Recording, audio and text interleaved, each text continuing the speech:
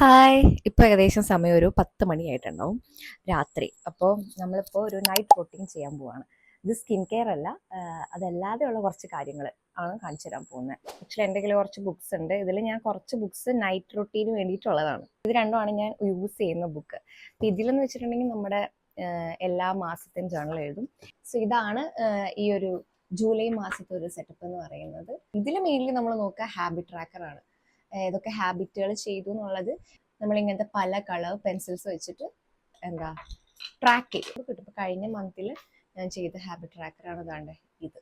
And ഇതെന്ന് പറയുന്നത് basically നമ്മൾ ഡയറി എഴുതുന്ന പോലെയാണ്. ഒരു ദിവസം നടന്ന ഒരു കാര്യം എഴുതി വയ്ക്കുന്നു.